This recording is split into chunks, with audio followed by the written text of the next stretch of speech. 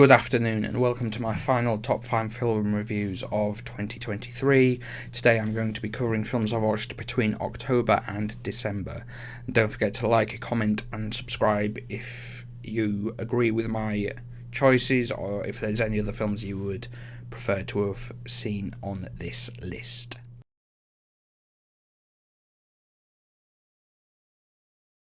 So I have two films in the number 5 position today, and that is going to be Wonka and Ferrari. With Wonka, it's such just a nice film to watch, like very musical film as you'd expect, with it being like a Challenger, Chocolate Factory, Wonka origin story film. The companionship between the characters is just so good. But for me, while I enjoyed the acting, it wasn't top tier acting. It was all right, and the Hugh Grant though, he's so good as a just supporting character now. Whereas back in the 90s and early 2000s, he was the big heartthrob guy in all the rom-coms and stuff. But he's so funny, and the cinematography was great, and it was just an enjoyable, festive film to watch for the entire family. And with Ferrari, it's obviously based around Enzo Ferrari in the summer of '57 when he was trying to save his Ferrari business, and it was all geared up towards the Mille Miglia, I think that's how you say it, and him winning Ferrari winning the race and the unfortunate deaths that happened surrounding that. And it also goes into his private life, his relationship with Laura and his son that he had with his mistress during the war and all that.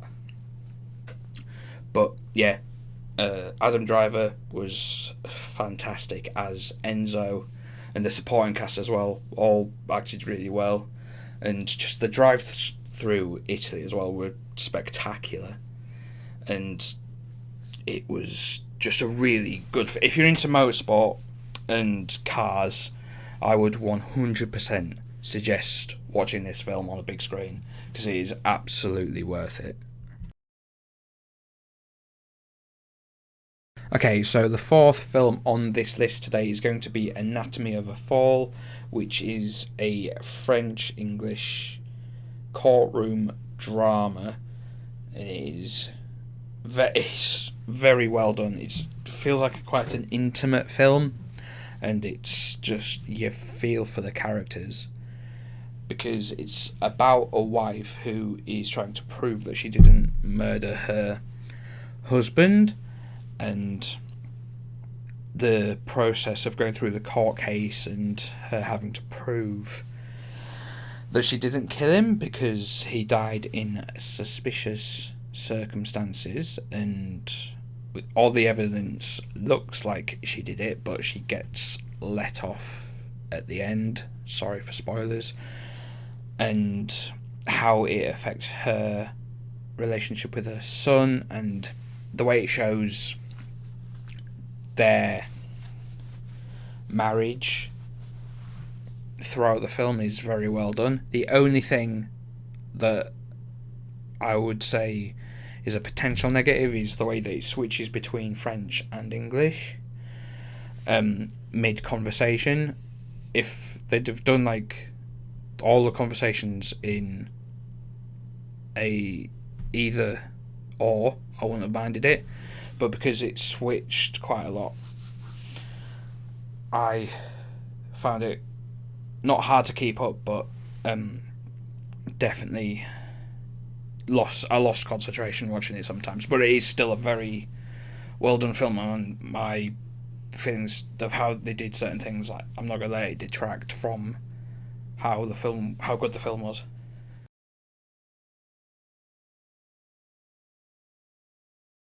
Okay, so going into the top 3 now, the third film on this list is going to be Napoleon, which is about the French general Napoleon Bonaparte.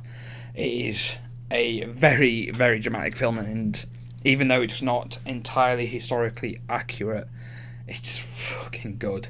It's such a good film. Like, the war scenes are brutal and well depicted, and the relationship between Napoleon and Josephine is fucking fantastic. Joaquin Phoenix in this film was absolutely phenomenal and should absolutely be nominated for awards for this film because he was so good. Personally, I would have this film in French, but I can see why it wasn't done so. But I think having it done in French would have made it more authentic a bit. But it is what it is. The length of the film, even though it's 2 hours 40, it weirdly feels too short. I feel it could have done with being a bit longer to add context to certain parts of the film, like him being exiled and sort of like the latter parts of his life, and you could have put more intimacy into the relationship, even though it was very intimate. The way that it was done, it could have probably done with a bit more, but again, it is what it is. I didn't make it. It's up to Ridley Scott at the end of the day. But apparently, with the director's cut, it's going to be 4 hours, which I 100% want to see because it would, I feel, add a lot to the film. But definitely, if you've got Apple TV Plus, watch that film as soon as you can because it is a fucking fantastic film.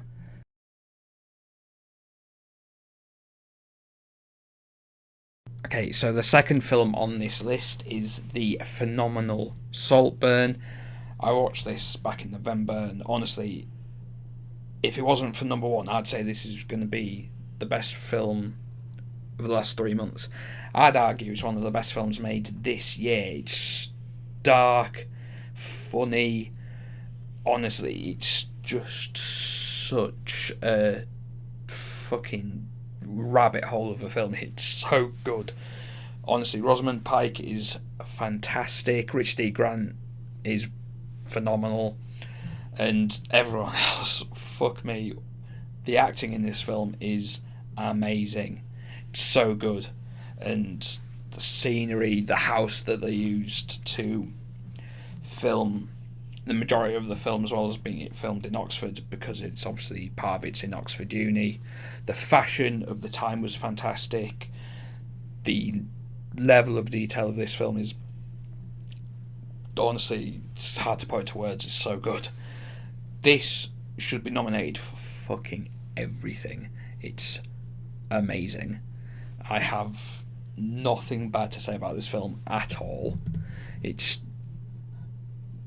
near enough the perfect film for me. It's just breathtaking. Like, it, you can't watch this like on a whim. You need to just full on embrace the film. Again, this is on Prime, so if you've got Amazon Prime, watch it 100%. It is like, there's nothing to say about it that's bad, unless you don't like watching dark stuff. Then you probably won't like it, but give it a go anyway. It will completely fucking change everything, like in terms of like how a film should be. Please watch it.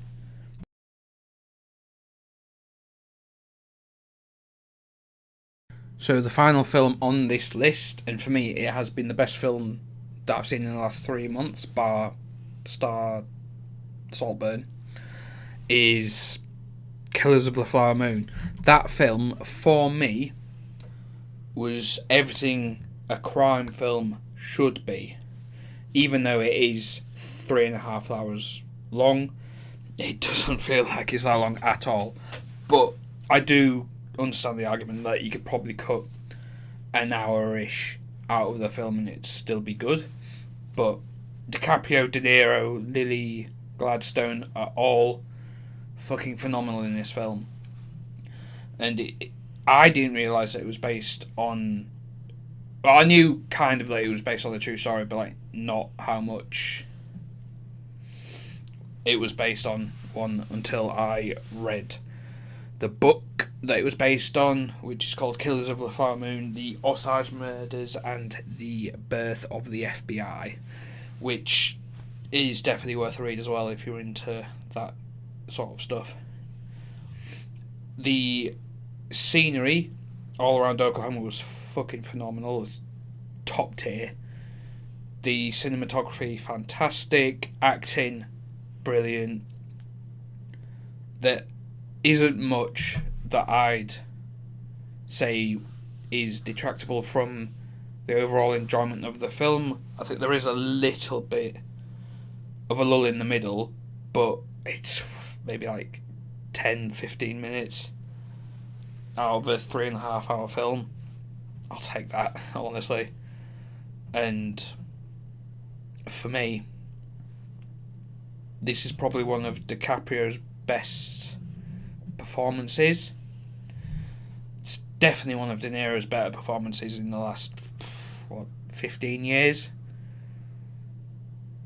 Yeah, honestly. And Lily Gladstone is top tier above all of them. Like, in parts, she absolutely carries the film. It is one of the best acting performances by anybody I've seen this year, and maybe since the start of the decade, maybe. But yeah, give it a go. It's 100% worth a shot. It's on Apple TV Plus. If you are wanting to watch it, it's definitely 100% worth a watch.